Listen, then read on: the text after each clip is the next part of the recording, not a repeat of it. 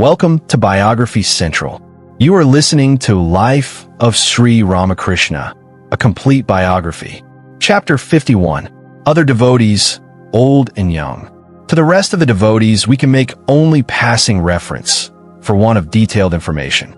Ishan Chandra Mukherjee of Tuntanial, Calcutta, whom we have once mentioned, was a pious and charitable man who visited the master frequently and occasionally invited him to his house.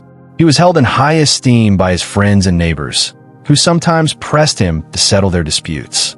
One day, Sri Ramakrishna, in an exalted mood, exhorted him not to fritter away his energies that way, but to dive deep into the glories of God till he realized him. Navagopal Ghosh was another devotee. On his first visit, he came to Dakshineshwar with his wife and children. The master was greatly attracted towards them.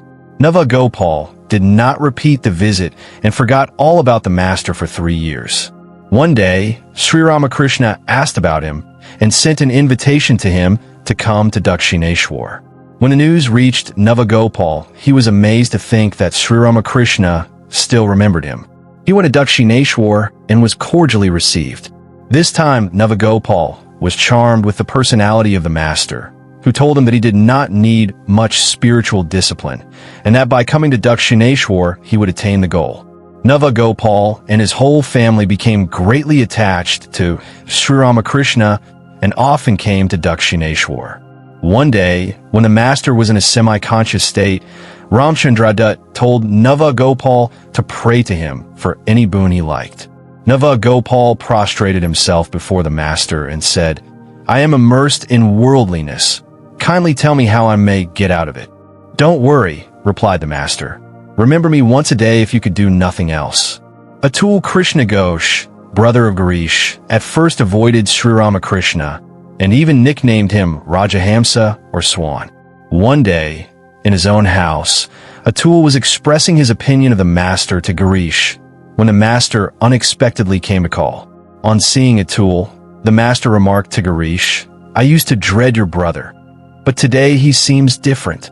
At this, Girish told Sri Ramakrishna about his brother's ridicule, but the master took it kindly and said, "I take that for a compliment. The duck drinks a mixture of milk and water, but the swan, they say, is able to separate the two and drinks the milk alone. He is therefore known as Rajahamsa, or King of the Ducks. Your brother, therefore, has selected a good name for me." Atul acknowledged it and asked the master how he should address him. But the master said, "Why? Address me only by vocatives as they do men in the street." This simplicity on the part of the master made a deep impression on Atul's mind. Sri Ramakrishna invited him to Dakshineshwar, and he accepted. He went there, visited the temples and the places of Sri Ramakrishna's sadhana. Standing on the banks of the Ganges, he had a wonderful vision. After that, he surrendered himself to the master and accepted him as his guide. Manilal Malik of Sinduriyapati, Calcutta, was an elderly Brahmo devotee who had a great veneration for Sri Ramakrishna. Not only did he visit Dakshineshwar, but he invited the master on special days to his home. It was in response to one of these invitations that the master attended in September 1883, a celebration of the Brahmo Samaj there. Once, Manilal had the misfortune of losing a grown-up son. Stunned by the blow, he went straight from the cremation ground to Dakshineshwar. Sri Ramakrishna was talking to a number of devotees. As soon as his eyes fell on the distracted Manilal, he inquired what the trouble was. The bereaved father sobbed out his tale of woe. Some of those present tried to console him with words of sympathy, but the master silently listened to the old man. After some time, he fell into a semi-conscious state, and suddenly, standing up, sang a devotional song beginning with, "To arms, O man, for death attacks thy house," accompanying it with spirited gestures. His radiant expression at once changed the whole atmosphere of the place and soothed Manilal. After the song, the master regained normal consciousness and with great sympathy began to talk with Manilal about the natural distress on the loss of his son, referring to his own experience at the death of his nephew Akshay. He finished by saying, "But those who hold on to the Lord soon get over these calamities, like the large craft on a river when a steamer passes by. After a long and melancholy pause, as if the misfortune had befallen himself, he drew Moneylaw's attention to the fleeting nature of earthly relationships and pointed out that man's only refuge lay in surrendering himself to God. Moneylaw was comforted and said, "That's why I came to you. I knew that no one else could assuage my sorrow." Nityagopal Goswami, the son of Krishna Kamal Goswami, a popular Bengali author, came from Dhaka. A sincere seeker for truth, he was at first a theosophist. At Dhaka, he heard from Vijay Krishna Goswami about Sri Ramakrishna and started at once for Dakshineshwar. The master was eating when Nityagopal entered the room. He left the meal half-finished to accost the newcomer, so delighted was he to see him. He then retired for rest and asked Nityagopal to gently massage his feet. The young devotee found here the fountain of peace and happiness for which he had been searching so long. Pandit Shamapada Bhattacharya was a great scholar from Antpur, where Babu Ram also was born. In August 1885, he came to visit Sri Ramakrishna at Dakshineshwar. At dusk, he went to the banks of the Ganges for his evening devotions. While so engaged, he had an extraordinary vision. Afterwards, he returned to Sri Ramakrishna's room and sat on the floor. The master said to Mahendra, "He is a fine man." The Pandit recited a hymn from the Bhagavata, during which Sri Ramakrishna entered into samadhi. He placed one of his feet on the lap of the Pandit, who clasped it and said, "Master, graciously illumine my heart." Sri Ramakrishna then came to normal consciousness and said to Mahendra after the Pandit's departure, "Can you not see how my words are coming true? Those who sincerely pray to the Lord must come here." We have seen that Balaram became a great devotee of Sri Ramakrishna. His closeness to the master, however, irritated many of his aristocratic relatives. Failing to influence him, they gave a distorted version of the situation to his cousin, Hari Ballabh Bose, government pleader of Cuttack. Hari Ballabh wrote to Balaram that he was coming shortly to Calcutta and intended to spend a few days with him. From the letter, Balaram got an inkling of his cousin's displeasure at his association with Sri Ramakrishna. He was in despair to think lest his cousin should try to take him away from Calcutta, but he was resolved that he would never leave Sri Ramakrishna. When Hari Ballabh arrived in Calcutta, Balaram arranged for his comfort, but continued to visit Sri Ramakrishna as before. The master was then lying ill at Shampurpur, Calcutta. When Balaram went there, the master gathered from his face that he was troubled about something. He called Balaram to him and asked what was bothering him. After hearing all, he said, "What sort of man is he? Can you bring him here?" "He is a good man in every way," replied Balaram. "He is educated, intelligent, generous, and devoted to God. His one defect is that he believes everything he is told. Hence he has a queer idea of you. I don't know whether he will be willing to come or not." The master said, "Then you do not bother yourself about it. Call Girish." As Hari Ballabh was his classmate, Girish cheerfully agreed to bring him to the master. The very next day, during October of 1885, Girish brought Hari Ballabh and introduced him to the master, who received him cordially and said, "I have heard of you from many people and often wished to see you. But I was afraid that you might be a sophisticated man, and I find that this is not so." Then he said to Girish, "He is as frank as a child. Do you notice his eyes? A man cannot have such eyes unless his heart is full of devotion to God." The master laid his hand on Hari Ballabh's arm and said, "Really, you do not make me nervous. On the contrary, I look upon you as a relative."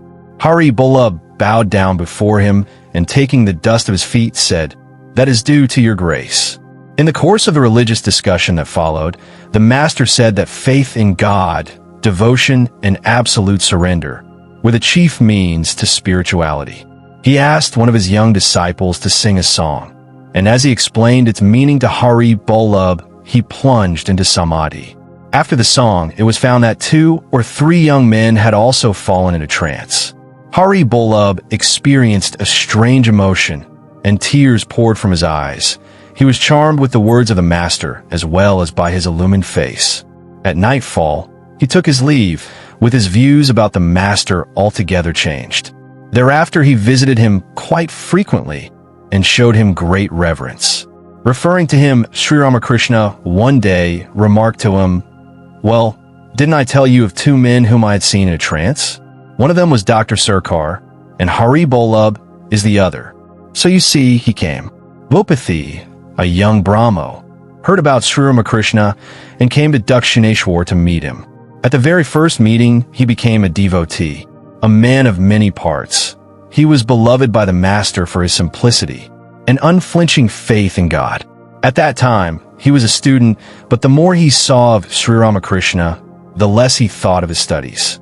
One day, he was sitting near the door of the Kali temple, singing with great fervor of the glory of God.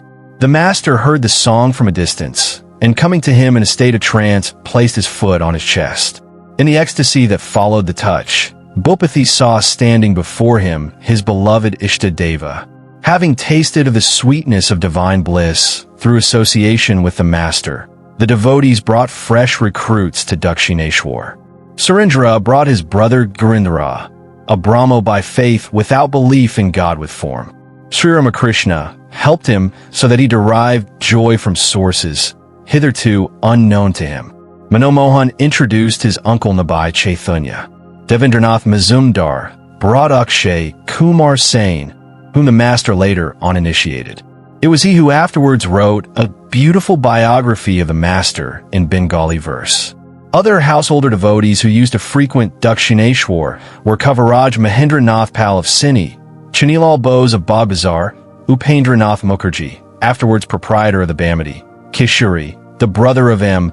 Haramohan Mazumdar of Baranagore, and Kishori Mohan Rai of Ban Hooghly. All of them were blessed by the master. Among some distinguished visitors, we shall mention only one, namely, Nilkantham Mukherjee, the famous singer and composer, whom Sri Ramakrishna particularly liked for his devotion. As we already know, the grace of Sri Ramakrishna was abundantly showered upon young boys, whom he considered fit recipients of spiritual knowledge, through fun and merriment, of which his mind was an inexhaustible storehouse. He without their knowledge gradually directed their minds towards God. Narayan, a young Brahmin student, belonged to a well-to-do family, but his people did not like his association with Sri Ramakrishna and beat him for visiting Dakshineshwar. Still, he came every now and then, and the master, who loved him for his sincerity and devotion to God, often paid his carriage hire. From his physiognomy, the master prophesied success in spirituality for him. One day, Sri Ramakrishna was listening to a Sankirtan in the veranda of his room when Narayan came. Impelled by a higher power, the master left his seat before the song was finished to feed the boy with sweets. He afterwards marveled at his own unusual conduct and attributed it to Narayan's great potential spirituality. One day, Narayan's mother came to Dakshineshwar. Sri Ramakrishna tactfully softened her mind so that she might give her son freedom to pursue a religious career. Through the kind ministrations of Mahendra, many other boys were blessed by coming in contact with the master. Tej Chandra, Haripada, Dwija, Prumtha alias Paltu, Narain Jr., and Pornau are some of them. Among these boys, the last two deserve special mention. Narain Jr., whose full name was Narendra Nath Mithra, was possessed of a great spiritual temperament. Even as a boy, he used to weep for God. The master spoke highly of his keen intelligence, which reminded him of his guru, Todapuri. Narain loved Sri Ramakrishna with his whole heart. In spite of punishment from his guardians, he used to spend 2 or 3 days at a time at Dakshineshwar. At the name of God, he would plunge into deep trances, lasting sometimes for 2 hours or more. One day, Sri Ramakrishna said to Dr. Mahendra Lal Sarkar, "This boy possesses an exceptionally pure soul, uncontaminated by the slightest touch of worldliness. Look how ingenuous is his laugh." People were amazed at the yearning which Sri Ramakrishna felt for Narain Jr. If he would absent himself for some days from Dakshineshwar, the master would send for him, and when he came he fed him with his own hands. Many a time he wept and prayed for the boy to the Divine Mother, The master once made this significant remark to him: "It is not enough to be convinced of the existence of God. Even to have a vision of him is not the culmination of spiritual life. You must be intimately familiar with him. You must have direct communion with him. Some have heard of God, others have seen him, but only a few have thoroughly experienced him. Many may have seen the king, but very few can entertain him as a guest in their homes." One day, a curious incident happened. Sri Ramakrishna was in Samadhi, standing. Lest he should fall, Narayan Jr. hastened to support him.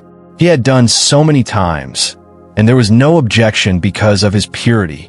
But in this instance, the master gave a scream of pain as soon as he touched him. Narayan, completely taken aback, at once let go.